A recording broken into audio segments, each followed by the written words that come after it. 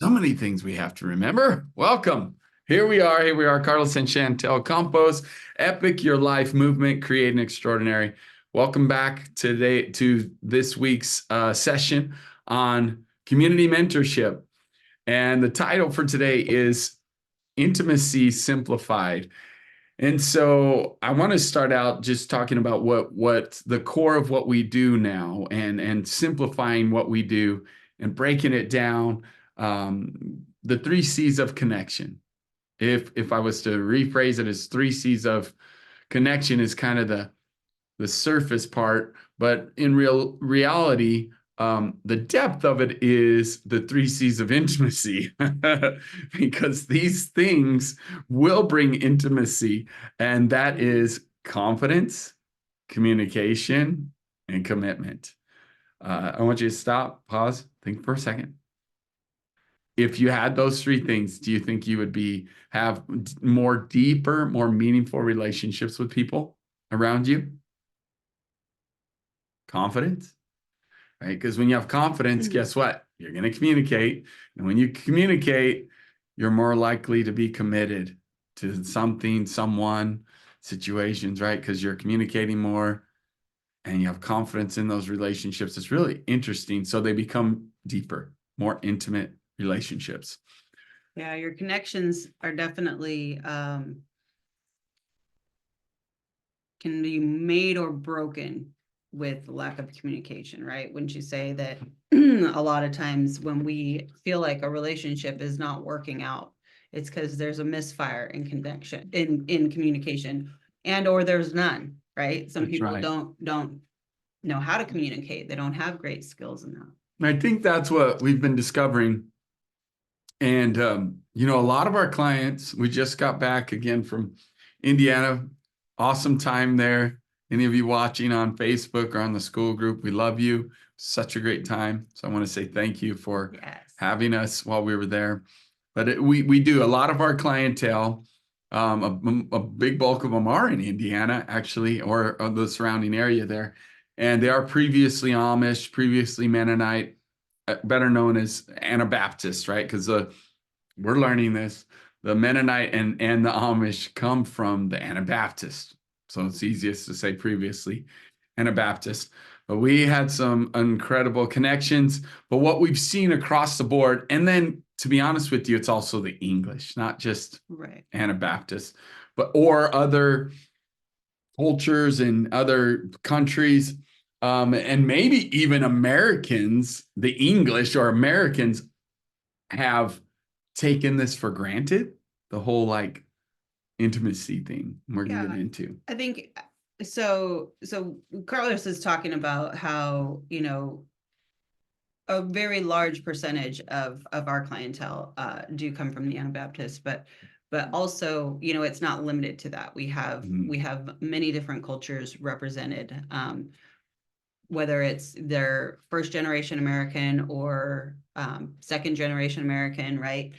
So what we're recognizing is like what he's talking about, is that communication, that intimacy, connection is not common, right? So how many of you would say that you grew up in a home that wasn't very affectionate, that didn't necessarily say I love you even, right? So we're recognizing that there's a lot across the board. So it's not only you didn't have like the affection or felt loved, but actually I'll take that back. Most of the time when we talk with people, we've talked with thousands and thousands of people, they actually say they feel loved. But what that looks like is not from affection or even the words I love you. So we have to be specific, we're realizing. So that's a question for you to answer. If you're watching and you're in this part of this community, please make comments in the comments. That sounded weird. Sorry. Something in the comments. How about that? And tell us, because like seriously, when we've interviewed thousands of people and asking these questions, we've made the mistake of only asking, did you feel loved? You didn't feel loved or by your parents growing up. And they all say they all felt loved. But it's like, wait, we need to phrase this question better. Most of them feel like they were loved. And that's good. Because, and then when I ask, what does love look like to you? That's another question. Mm-hmm. What does love look like to you? Well, they provided for me.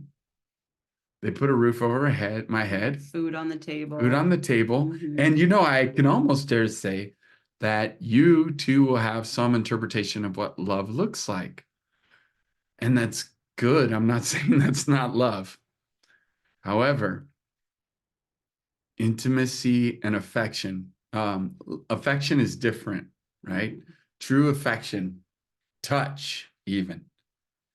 And what we're finding is because if you don't have that growing up, then guess what? Your confidence is actually lowered. You tend to communicate less, and it doesn't matter what personality you are, Mhm. or you don't know how to communicate, and you're even more frustrated because your personality makes you want to communicate, and then you don't want to be committed to people or situations. You have something to add to that? Oh.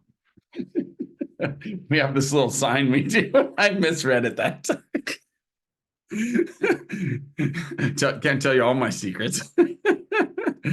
See, that's communication right there. She usually taps me, and I thought she was trying to tap me on the leg. So I'm like, I thought she had something to say. My hands got too close to his leg. Yeah, that's right. I was like, that I would get excited. Oops, sorry, making everything bounce. Chill. All right. So, affection, love and affection. Tell us about that. And even the words. Now, this is interesting to me. Again, I hear you. Some of you are like, well, those Americans, if you're not from American, or those English people, they say I love you, and they just say it all the time. So I don't really mean it. You feel that way. And I understand how you probably feel that way because you're like wondering, what does that mean? But it is a good thing to say, I love you. Let it pause for a second. It is a very, very good thing to express your affection and your love. Why? Because everyone has an intrinsic need to feel special and important. And that is a simple way to do it. Now, we have other things we do as well, but to start with a very basic, simple thing, I love you, those 3 words are very, very powerful.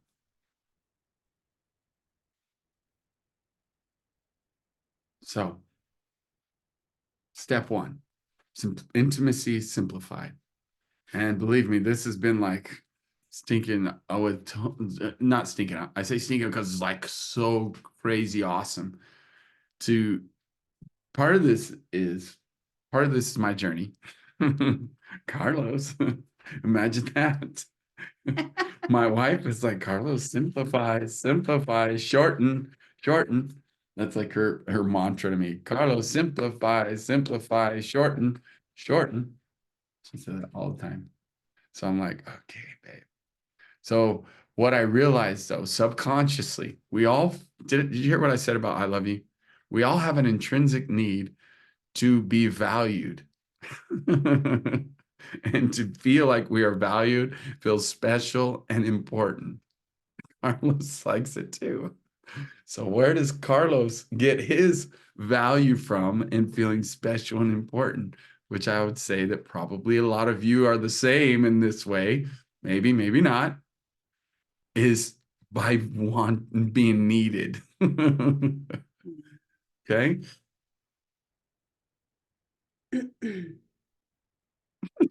She took a breath. Thought she was gonna talk. Well, Go for it. so I Go for it. see in the comments, I don't want to waste I love you and show no action behind it. Like, and I think that's part of the problem too, right? Like, so there's 2 camps kind of that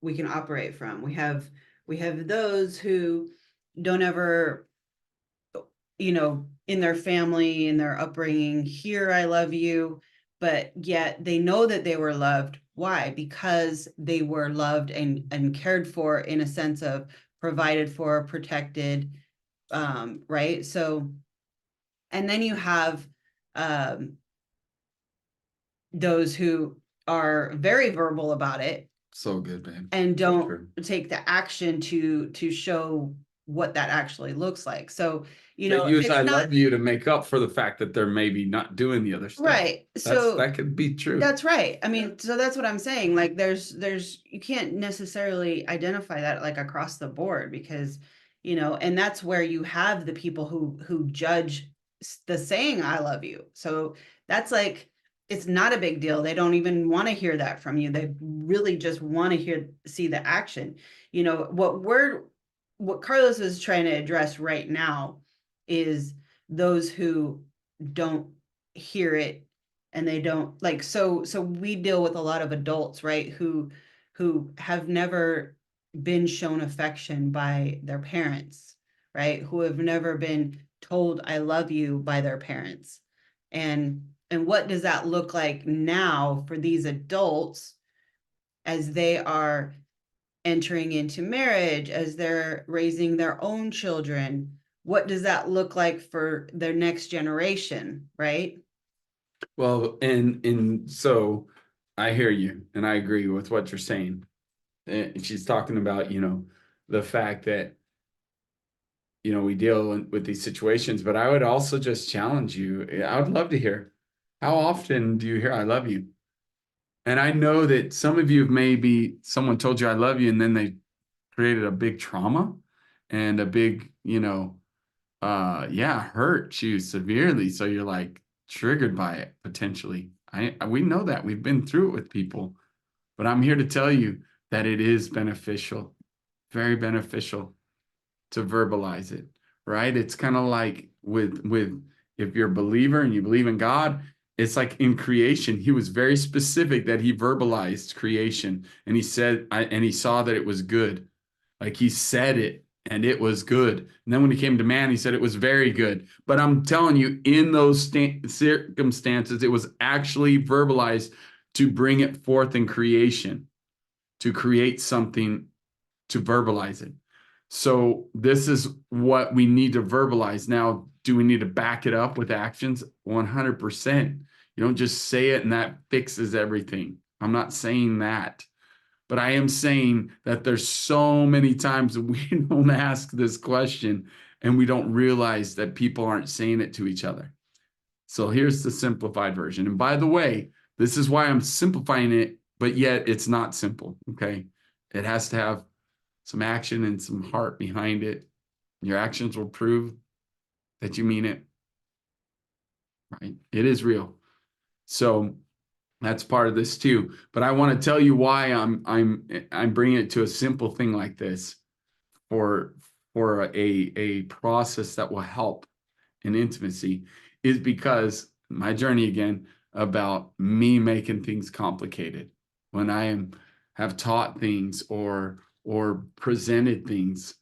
Sometimes I make them complicated and hard to understand, not even realizing I'm doing it and all these steps or whatever, because then I need to be, then people need my help more. Does that make sense? Are you following me? This is pretty crazy. It was a revelation for me.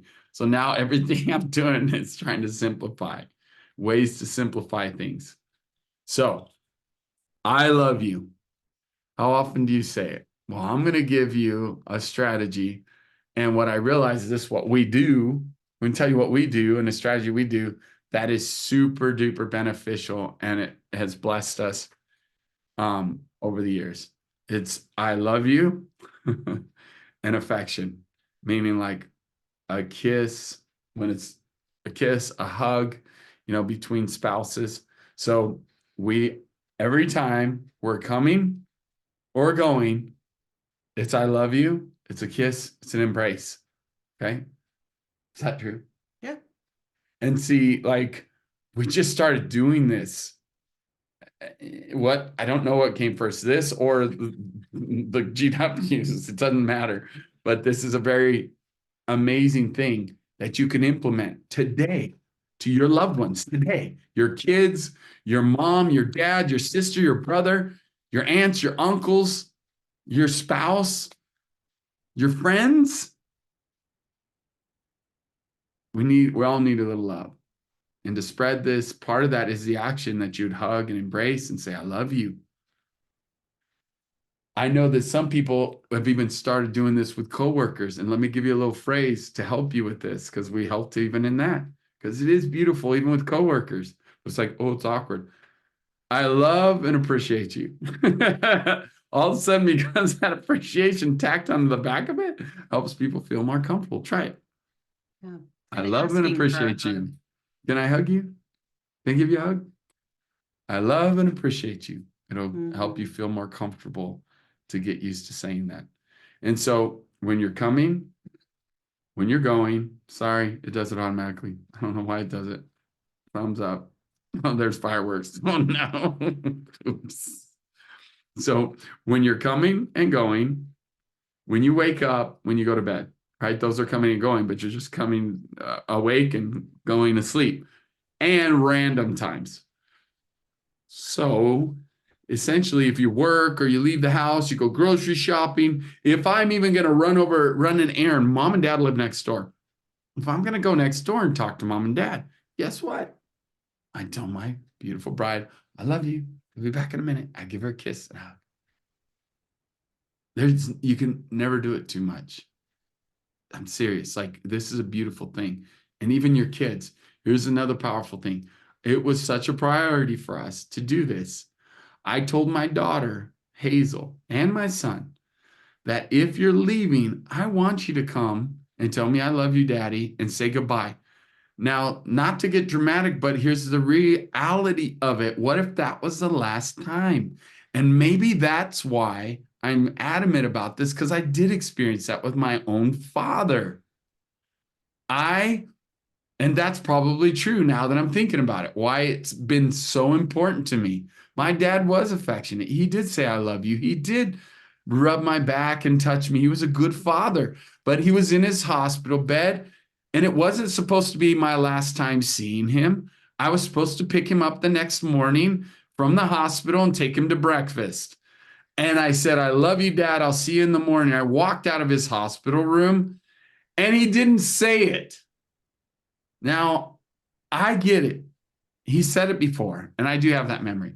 But there was something probably that just made me so adamant about it. I think about that a lot. I could have walked back in there. He would have said it.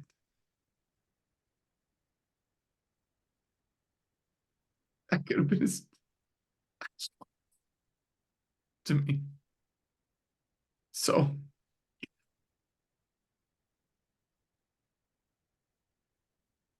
isn't that such a powerful words to hear?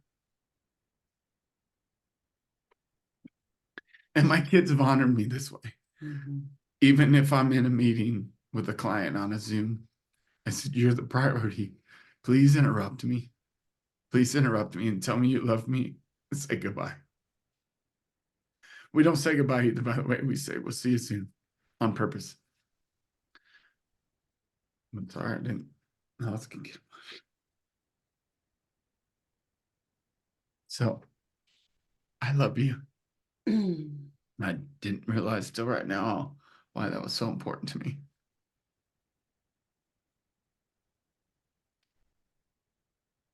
So, but yet profound, such a good thing to Mhm. have someone tell you I love you. And guess what? Well, they don't say it to me. They don't do that. Okay. Do you want to create a new story? Want to do something different? You want to make an impact on their life? You can be the one. Yeah. And we've seen that over and over. Yes. We've seen dynamics of families shift and change. We've seen dynamics of the generations shift and change, and it's really powerful.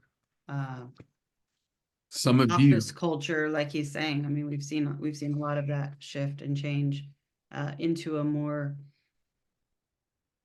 loving that's right. environment. Yeah, your Right. friends become your family. Your coworkers become your family if you want them to be. And part of that is love, through love. And some of you are victims of us doing this, where we say, I love you. And you're like, and I notice I'm starting to pick up, and I actually will get some of you. I'm like, hey, say it back. I actually force some of you, you know who you are, where I'm like, say it back. And you're like, okay, I love you and appreciate you. You can add appreciate, it's fine. But it is interesting how, like, we do it as well. We'll find people that aren't used to it or comfortable. And now I'm just bold enough. I call it courageously indifferent. I just now will be like, hey, say it back. I want to hear it too. I used to make it about me. I want to hear it. It's true, I do. And it's good for you to be a vessel of love, to be able to express it. You are, when I realize when we edify, when we speak gratitudes, but also when I say I love you, you are literally a vessel. And if you understand the air that we breathe, whoa, the air that we breathe is literal. Like the spirit is known as the air in us, right? So if you understand that, then we are breathing the Spirit of God by saying, I love you, and speaking life and edification. They've even proven it through studies on, what was it, like crystals or something, or snowflakes or something, water. You speak to the water, positive and negative, and they can see different things under the microscope, how it affects that water. Pretty fascinating.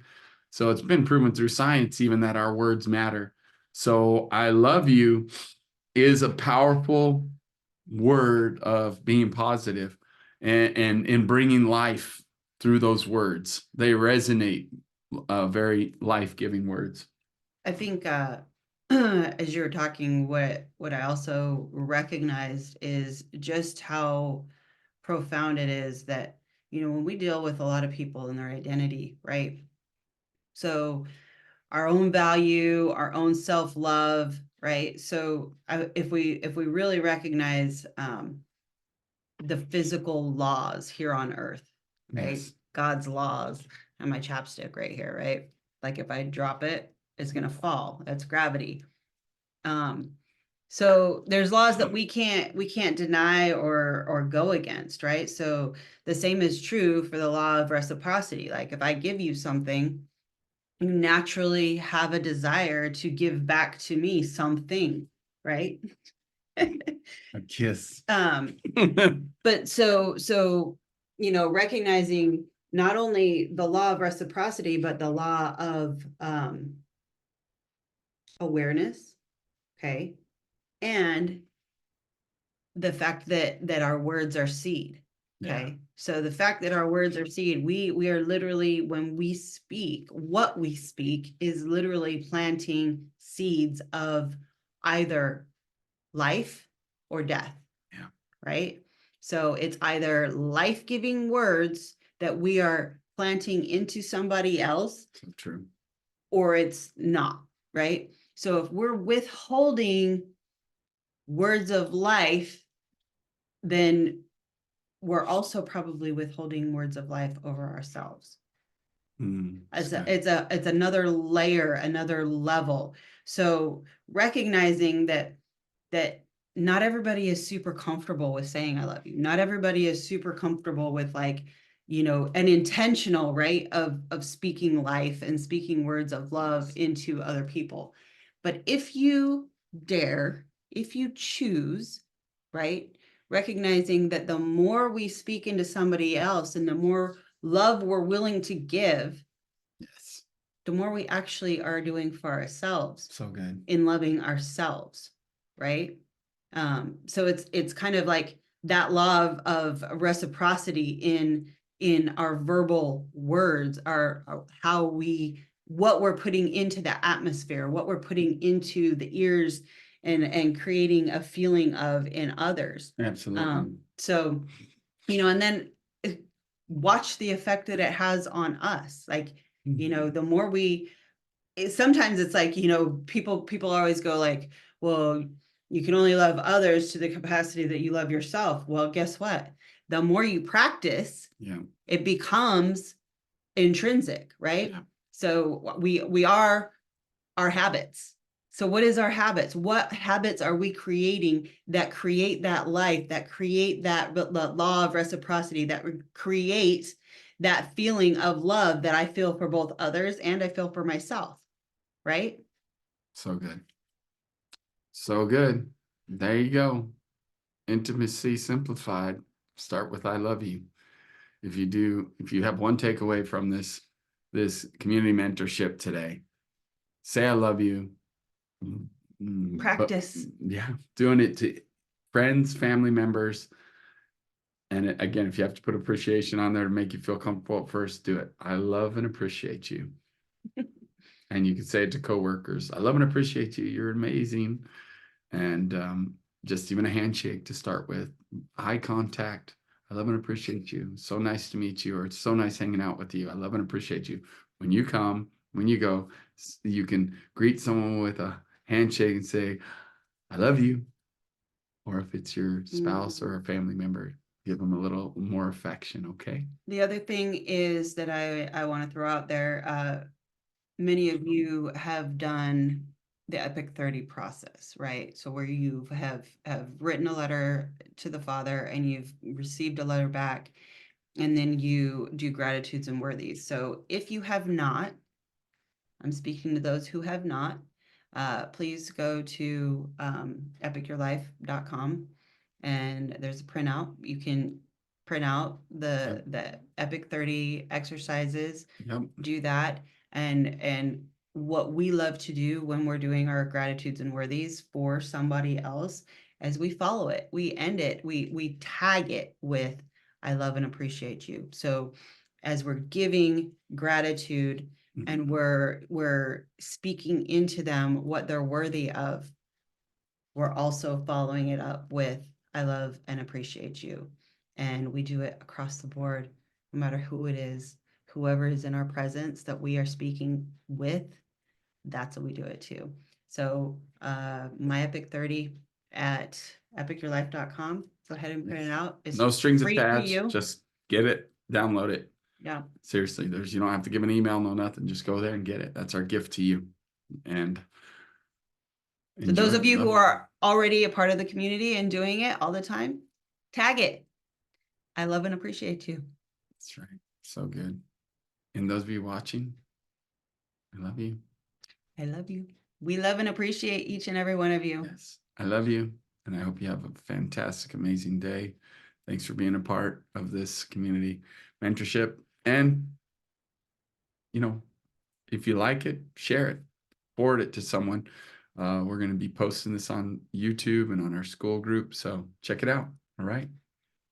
And share it. Share a little love. Love you.